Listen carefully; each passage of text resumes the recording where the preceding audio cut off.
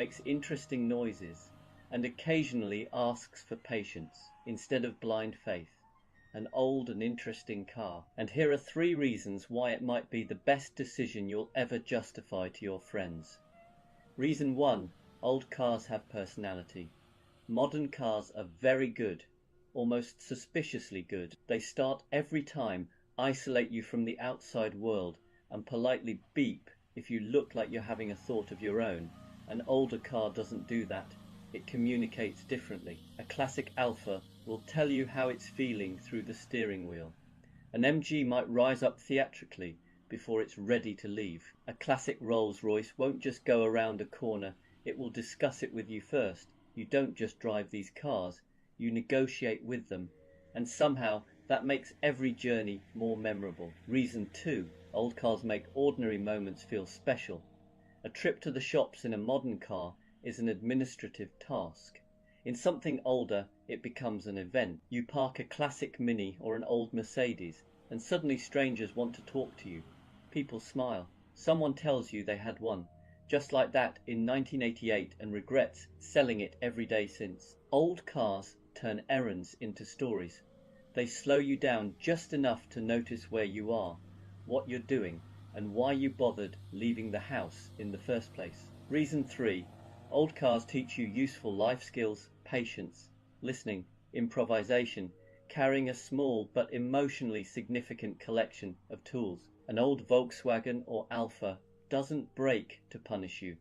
It breaks to teach you humility. It encourages you to understand how things work, or at least to develop a healthy relationship with your local mechanic. More importantly, old cars cure you of the illusion that everything should be instant and perfect. They remind you that progress isn't always about speed. Sometimes it's about connection. Now, are old cars practical? Not always. Are they efficient? Rarely. Will they test your optimism at inconvenient moments? Absolutely, but they give you something modern cars can't, a sense of involvement. A feeling that you're part of the process, not just cargo being moved from one place to another. So if you're choosing your next car, maybe don't ask what's fastest, newest, or most sensible. Ask what will make you smile on a quiet road. What will turn a normal day into a small adventure? What will still be interesting long after the novelty wears off? Because life is already efficient enough. Your car doesn't need to be.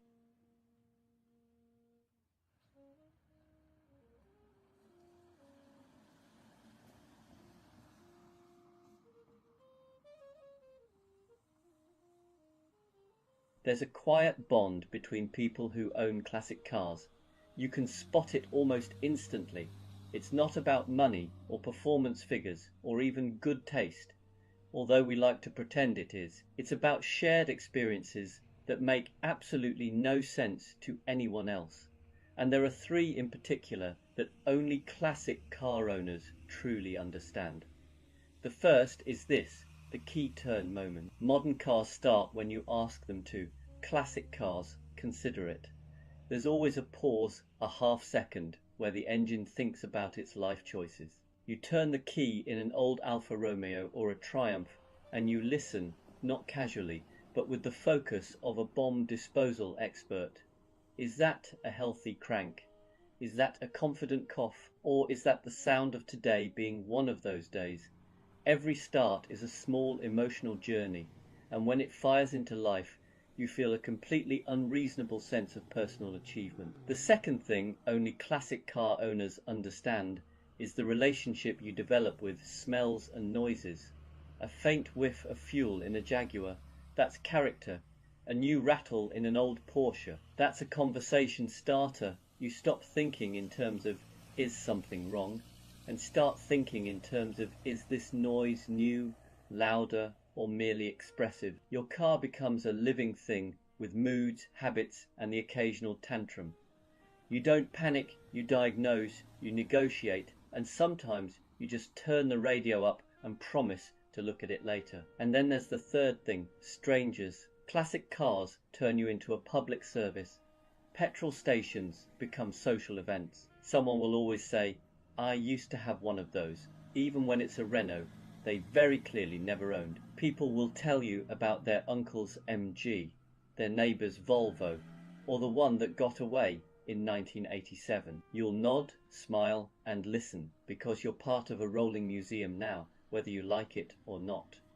What's funny is that none of this feels like a burden once you're in it. The quirks, the conversations, the unpredictability, they are the point. Classic car ownership isn't about perfection, it's about participation. You're involved, present and occasionally late. And that's why classic car owners understand something most people don't. The car isn't just getting you from A to B, it's giving you stories, moments, and a slightly odd but deeply satisfying way of moving through the world.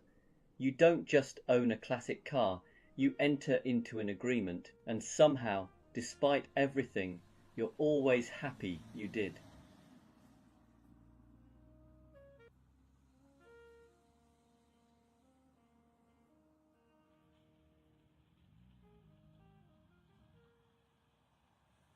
Owning a British classic car is a bit like living with a polite housemate who smiles warmly, makes excellent tea, and quietly rearranges your life while you're not looking. You think you're in charge, you're not, and if you listen closely, you'll realize your car is plotting against you, not out of malice, but out of tradition.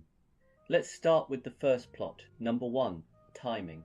Your British classic has an impeccable sense of when to misbehave. It will never fail on a random Tuesday when you have nothing planned. No, it waits patiently for the exact moment you're heading to a wedding, a long-awaited drive, or somewhere that requires arriving without the scent of petrol and regret. Triumphs, Bristols, old Jaguars, they all share this gift. They'll idle perfectly for weeks, then suddenly decide that today is the day the starter motor feels emotionally unavailable. And the thing is, it won't be dramatic about it. There'll be no bang, no warning light, just silence, as if to say, I'm terribly sorry, but no. The second plot is more subtle. Number 2, confidence erosion. British classics are masters of psychological warfare. One good drive and you feel invincible. You start thinking, I've sorted it now. You tell friends it's actually quite reliable. This is when the car strikes. A minor rattle appears, then a smell, then a noise that wasn't there yesterday and absolutely is there now. Is it serious? Is it nothing? You don't know. That's the point. A Land Rover will convince you that every vibration is either completely normal or the beginning of the end, and you'll never know which. A classic Mini will make you question whether that pull to the left is new or simply part of its personality. You start doubting yourself. The car remains calm. It has done this before. And finally, the most devious plot of all. Number 3, emotional attachment. This is where British classics really get you. Despite everything, the leaks, the quirks, the way a classic Jaguar can turn fuel into noise with astonishing enthusiasm, you fall for it, you forgive it, you defend it. You start using phrases like, they all do that, and it's just a simple fix even though you've said that 6 times already. At some point, you'll catch yourself patting the dashboard of an old Rover or talking gently to an Austin Healey as if encouragement might help. And oddly enough, sometimes it does, or at least it feels like it does. That's when you realize the plot has succeeded. You're no longer an owner, you're a caretaker, possibly an accomplice. But here's the twist. This isn't really sabotage, it's a relationship. British classics don't want efficiency. They don't want speed or convenience. They want attention. They want patience. They want you to slow down, listen, and accept that perfection was never the goal.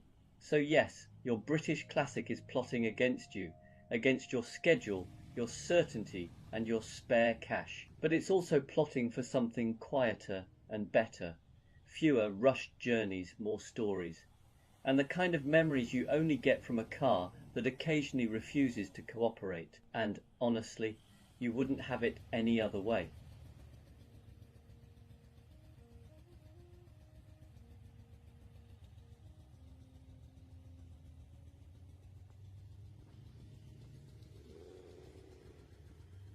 There are many questionable decisions a person can make in life, buying a British classic car may sit comfortably somewhere between joining a pyramid scheme and cutting your own hair. And yet, if you talk to anyone who actually owns one, they'll tell you it's one of the most rewarding, character-building, occasionally ridiculous choices they've ever made. So today, I want to give you 5 reasons, proper, life-enhancing reasons, why you might need a British classic car in your life. Reason 1, British classics are charmingly imperfect, just like you.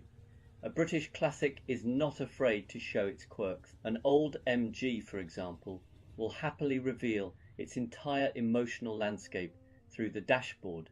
A flickering gauge here, a warning light that comes on only when it feels unappreciated. A Triumph may enthusiastically leak oil, but only because it doesn't believe in bottling up its feelings. And if you ever meet a Jaguar XJ from the 70s, you'll discover a car with the swagger of a rock star and the electrical stability of one too. But here's the magic, their flaws make them lovable. A British classic car teaches you that perfection is overrated. It's the rough edges, the little unpredictabilities that create stories, and in a world obsessed with flawless surfaces and seamless interfaces, there's something deeply comforting about a machine that is still perfectly functional while being gloriously, unapologetically human. Reason 2, they turn every journey into a small adventure. Modern cars make driving feel like background noise. British classics, on the other hand, treat every trip, even a run to the shops, like you're off to scale Everest. Start the engine of a Land Rover Series 2 and you'll feel like you're about to explore a remote corner of Kenya. Even if you're only going to Lidl, take an old Mini onto a back road and suddenly you understand why every motoring journalist becomes slightly hysterical around them. Drive a classic Bentley and you'll find yourself talking in a deeper voice and developing opinions about fine leather. British classics don't simply move you from A to B. They create a sense of occasion. They invite you into the moment, into the sound, the smell, the tactility of driving. They whisper, slow down, enjoy this, notice things. And if you listen, you realize that driving can be joyful again. Reason 3, owning one is joining an oddly supportive secret society. British classic car ownership comes with a built-in community, one that spans from tiny pub gatherings to enthusiastic online forums where grown adults debate the moral purity of different carburetor setups. Buy a classic Mini and you'll suddenly find middle-aged strangers waving at you in car parks. Own a Rover P6 for 6 minutes and someone will walk up to you and say, "My uncle had one of those. Let me tell you everything about it." Starting in 1974, MG owners appear to be born with a sixth sense. They can smell another MG owner from 500 yards away and will materialize beside you with advice, spare parts, or biscuits. It's a hobby, yes, but also a family. The cheerful, slightly eccentric sort, who show up with tools when your car won't start. You don't just buy the car, you inherit the tribe. Reason 4, you learn patience, resilience, and a questionable kind of optimism. A British classic car will teach you important life skills, not CV skills. Not useful in the corporate world skills, but the real fundamentals, patience. When something works yesterday, but not today. Resourcefulness, when the part you need is out of stock indefinitely. And optimism, when you see a puddle under the car and think, it's probably fine. There's a special kind of self-growth that happens when you try to understand 40-year-old Lucas Electrics, often referred to respectfully as the Prince of Darkness, which should tell you everything you need to know. Yet somehow you manage, you adapt, you learn the car's language, you celebrate small victories like a monk achieving enlightenment, and over time you realize the car has made you calmer, more patient, and better at shrugging off life's little inconveniences. Reason 5, British classics have personality, real unapologetic character. This is the biggest reason of all. A British classic car isn't just something you use, it's something you get to know. They have moods, preferences, favourite temperatures, and occasionally strong opinions about weather. An old Austin Healey has the cheeky grin of a mischievous teenager. A Jaguar E-Type has the sultry confidence of someone who knows they look incredible from every angle. A Land Rover Defender has the emotional range of a steel anvil, but a heart of gold.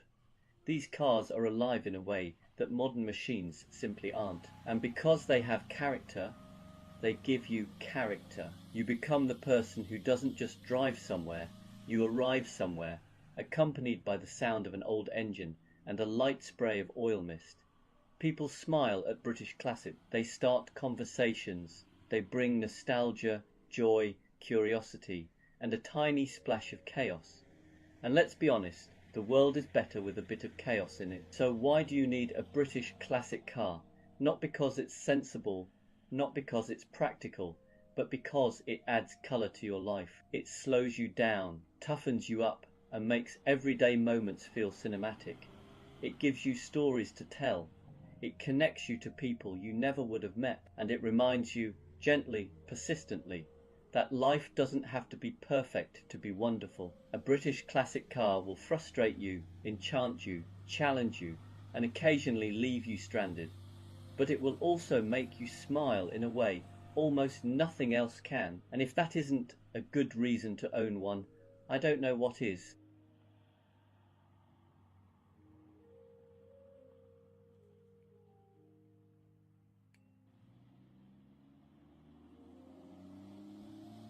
Classic cars attract many wonderful things: admiration, nostalgia, and unsolicited advice from strangers at petrol stations.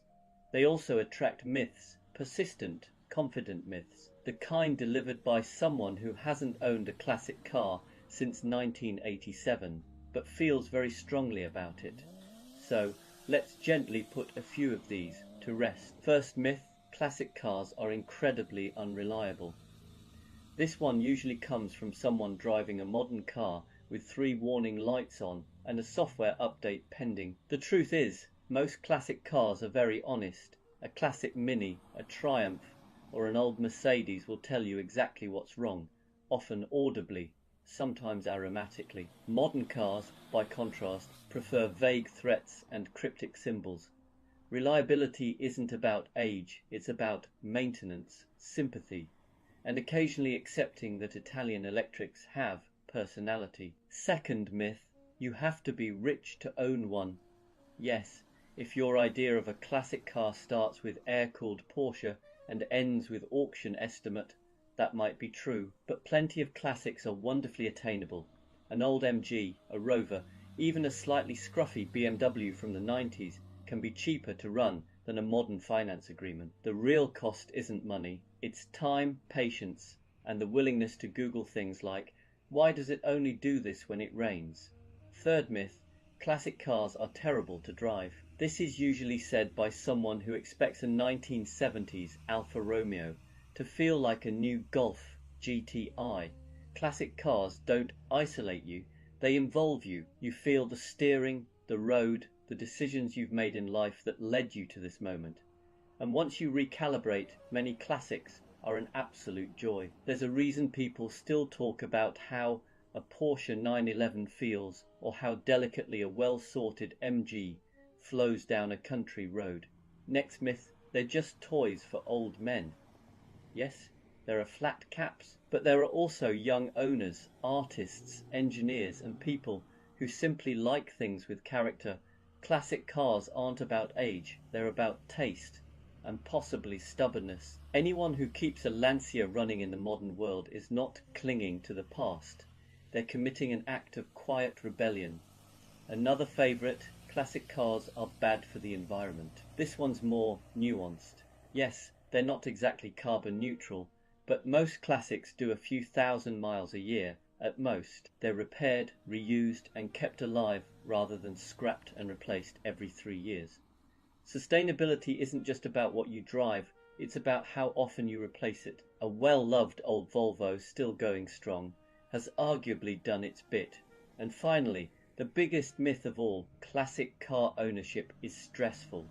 It can be frustrating, yes, but stressful. Only if you fight it Once you accept that a classic car operates on its own schedule, something shifts, you stop rushing, you listen more, you plan better. In a strange way, these old machines teach you to slow down, and that might be their greatest gift.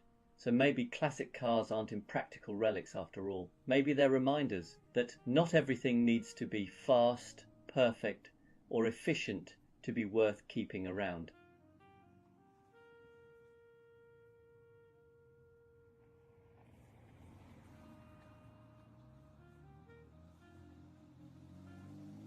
There's a lot of talk these days about electric cars. They're sleek, they're quick, they're silent.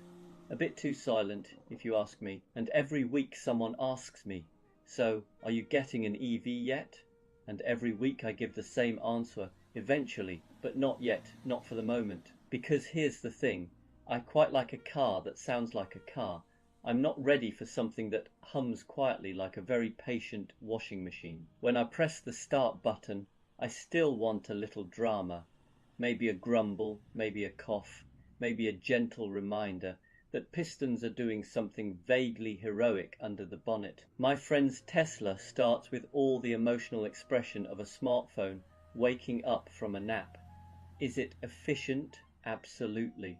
Is it thrilling? Only if your definition of excitement is watching a battery percentage climb. Another reason I'm holding off is that I know myself far too well. If I owned an EV today, I'd be checking the range every 8 minutes. I'd become the kind of person who says things like, we can go to the shops, but only if we turn the heater off and drive like a monk. Some people get range anxiety. I'd get range melodrama. And then there's charging. I know it's improving. I know by the time I do buy an EV, it'll probably be seamless. But right now, I still enjoy the simplicity of filling up a tank in 90 seconds. Meanwhile, my friend with a Nissan Leaf spends his life sizing up car parks, like he's hunting for rare Pokemon. Oh look, a charger. Oh wait, it's broken. Oh wait, someone parked a diesel in the space. Oh wait, the charger works, but only when the moon is in the correct phase. I'm not emotionally ready for that kind of quest-based motoring. And then there's just the honesty of it. I like old cars, I like the smells, I like the quirks. I like turning a key instead of pressing a button that makes the dashboard light up like a Christmas tree. When I drive my old Porsche, or even a scruffy 90s hatchback, there's a sense of connection, a little mechanical handshake between me and the machine. It's messy, imperfect, wonderfully analog. EVs are brilliant at many things, but messy and imperfect is not their design philosophy. Don't get me wrong, electrics are impressive. The Taycan is basically a spaceship that decided to go to Tesco. The Kia EV6 looks like it was designed by someone who loves triangles. And the Tesla Model 3, well, it's a very efficient way to feel like you're driving a minimalist Scandinavian cupboard. One day I'll get one. I genuinely believe electric cars will be part of my future. But for the moment, just for the moment, I'm staying with the rumbling, slightly leaky, occasionally dramatic world of classic and combustion powered cars, not because EVs are bad, but because I'm not quite ready to give up the noise, the character, and, if I'm being honest, the joy of a car that communicates constantly, even if some of that communication is help. My gasket's gone again. So yes, I'll join the electric revolution eventually. But right now, I'm enjoying the long, noisy goodbye.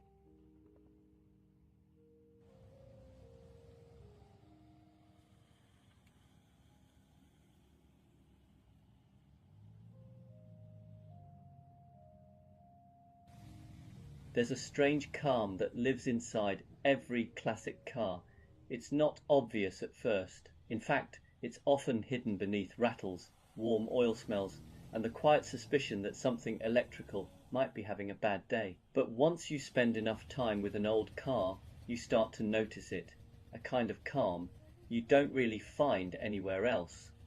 Modern cars are very good at helping you forget you're driving. They insulate you, smooth everything out, and quietly take control, which is impressive, but it also means your mind stays busy elsewhere.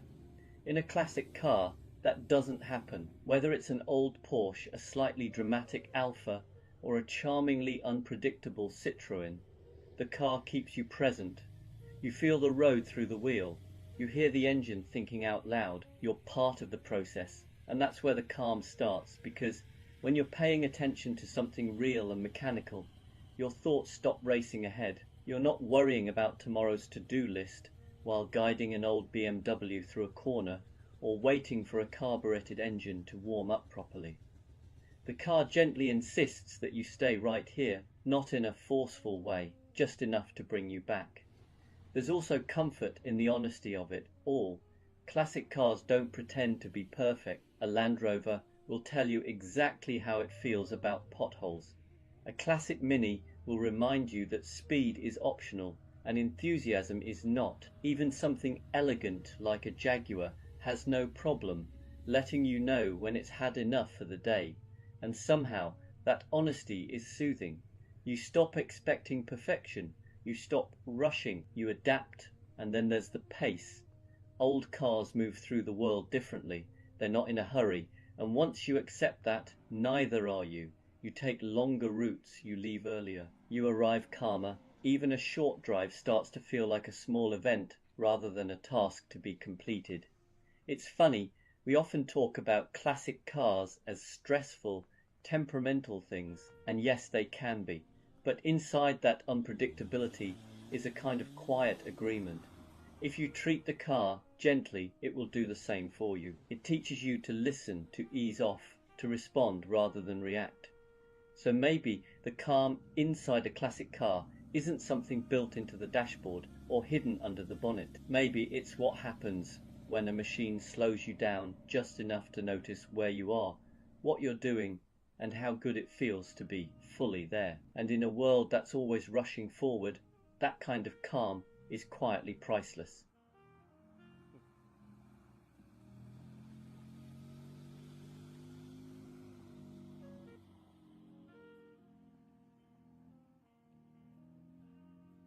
This car comes from a fascinating era in automotive history, an era before reliability was invented, not discovered, not perfected, invented. Back then, manufacturers weren't asking, will this start every morning for 10 years? They were asking far more important questions like, does it feel alive? Does it sound interesting? And can we make this with slightly thinner metal to save a few francs? And honestly, I respect that. I am not talking about a specific car. I am talking about cars from this period, whether it's a Citroën, an Alfa Romeo, a Triumph, or something equally optimistic. These cars were built with a very different philosophy. They weren't designed to be invisible appliances. They were experiences. Occasionally unforgettable ones. Occasionally unforgettable for the wrong reason. You see, modern cars are very good at not involving you. They isolate you from noise, vibration, effort, and responsibility. Old cars do the opposite.